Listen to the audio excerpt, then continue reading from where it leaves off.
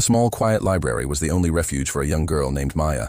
She was 10 years old, with bright eyes and a mind hungry for stories, but her family had very little money. One rainy afternoon, the head librarian, a stern-looking older woman named Mrs. Albright, announced a clear-out. "All old books with any damage will be discarded tomorrow," she declared.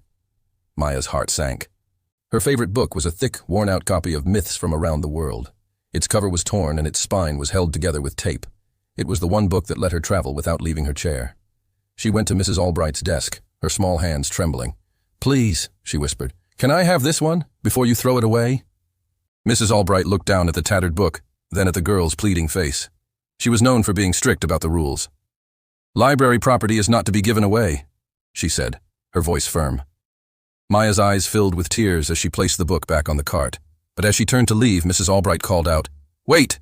She took the book, stamped the inside cover, and slid it into a paper bag.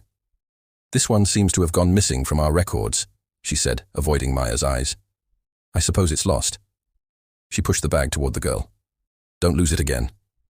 Years passed. Maya read that book until the pages fell out. The stories of heroes and ancient magic inspired her. They taught her that anyone could be powerful with enough courage and knowledge. She studied hard, earned scholarships, and became a lawyer. She fought for people who had no one else to fight for them. She became a voice for the voiceless, just like the heroes in her book. She was successful, but she never forgot the stern librarian who broke the rules for her just once. One day, an urgent case landed on her desk. A community center and library in an old, poor neighborhood was being shut down by a powerful development company. The residents had no legal help and had lost all hope. When Maya read the address, she felt a shock of recognition. It was her childhood library. She went there immediately. The building was in disrepair. The shelves were half empty. And behind the front desk sat a very old Mrs. Albright, looking tired and defeated. She didn't recognize the sharp lawyer standing before her. "We received the final notice," the old woman said softly. "They are tearing it down in a week." Maya smiled gently. "Do you remember a little girl who wanted a broken book of myths?" she asked. Mrs. Albright looked closely, and a slow dawn of realization crossed her face. "You gave me that book, and it taught me how to fight," Maya continued, her voice strong. "Now, I'm going to fight for you."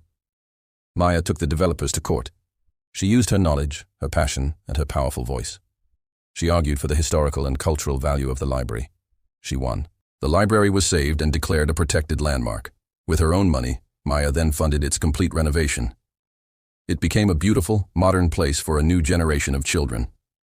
Mrs. Albright stood beside her on the day of the grand reopening, tears of joy streaming down her face. A small act of kindness had saved one girl, and in return, that girl saved it for everyone.